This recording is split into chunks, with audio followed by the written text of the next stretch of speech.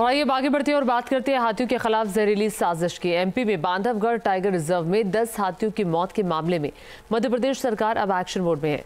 मुख्यमंत्री मोहन यादव ने वन विभाग के अधिकारियों के साथ समीक्षा बैठक की और लापरवाही बरतने वाले 2 अधिकारियों को निलंबित करने के आदेश दिए।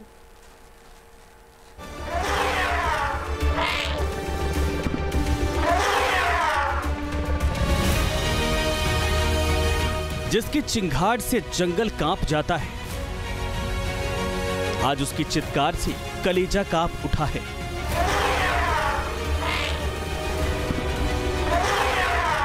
जिसकी ताकत का लोहा पूरा जंगल मानता है, वो आज अपने साथियों की कब्र पर आंसू बहा रहा है। गजराज के खिलाफ जहरीली साजिश। बांधवगढ़ टाइगर रिजर्व में 10 हाथियों की मौत। मध्य प्रदेश के उमरिया जिले के बांधवगढ़ टाइगर रिजर्व में 13 हाथियों के एक झुंड में से 10 हाथियों की मौत हो चुकी है। गजराज अपने परिवार के 10 सदस्यों को खो देने के बाद उदास हैं। बचे हुए हाथी बार बार अपने साथियों की कब्र के पास पहुंच रहे हैं। आसपास के लोगों को गुस्साए हाथियों का उत्पात भी झेलना पड़ रहा है। उमरिया जिले के ही देवरिया में जंगली हाथियों ने 62 साल के राम रतन यादव को कुचलकर मार दिया।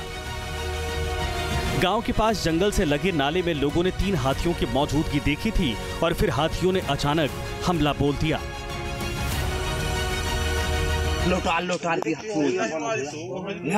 वहीं से अरे है तो मारी से भाई दिख नहीं यार। गांव वालों के मुताबिक हमले के बाद हाथी मृतक को काफी दूर तक घसीटते हुए ले गए।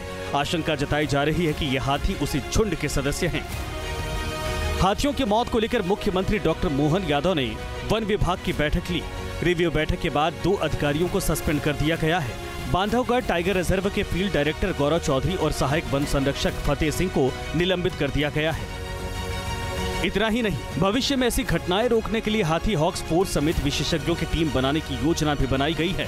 बैठक के बाद ग्रामीणों की फसल को नुकसान रोकने के लिए सोलर पैनल का इस्तेमाल कर खेत की बाउंड्री बनाने की योजना पर भी काम शुरू होने की बात की गई है।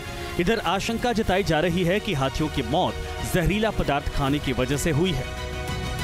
10 जंगली हाथियों की मृत्यु होने की सूचना मिली पिछले 3 दिनों में हुई है और इसका जो कारण पोस्टमार्टम के आधार पर जो हमारे 14 सदस्यीय चिकित्सक दल जो कर रहा था, इसका पोस्टमार्टम वगैरह करके जो रिपोर्ट अभी तक दी है, उसके आधार प्रथम दृष्टया तो कोदो के कारण एक माइकोटॉक्सिन होता है जो फंगल अटैक होता है इसमें, उसके कारण होने का अभी अंदेशा है।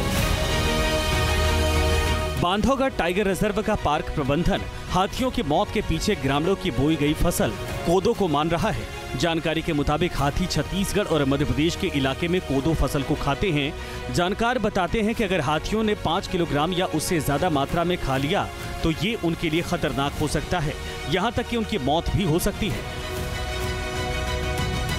लेकिन बांधवगढ़ पार्क प्रबंधन ने गांव वालों की पूरी फसल उखाड़कर जला दी है, नष्ट कर दी है, जिसको लेकर गांव वालों में भारी नाराजगी देखी जा रही है। हाथी बेहद ही संवेदनशील जानवर माने जाते हैं जो अपने झुंड के साथियों से बहुत प्यार करते हैं।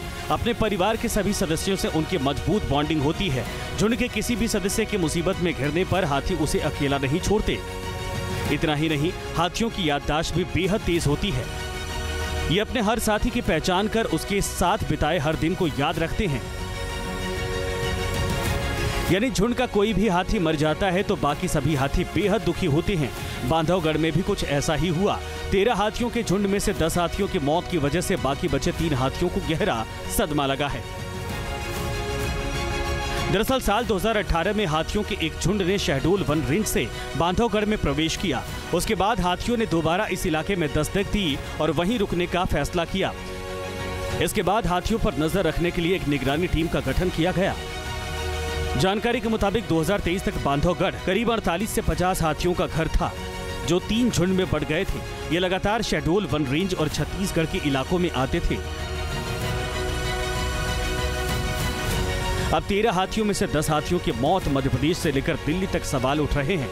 मध्य प्रदेश के मुख्यमंत्री डॉक्टर मोहन यादव ने हाथियों की मौत पर एक्शन लिया है तो मामले की जांच के लिए एक उच्च स्तरीय दल को भेजने के निर्देश दिए हैं।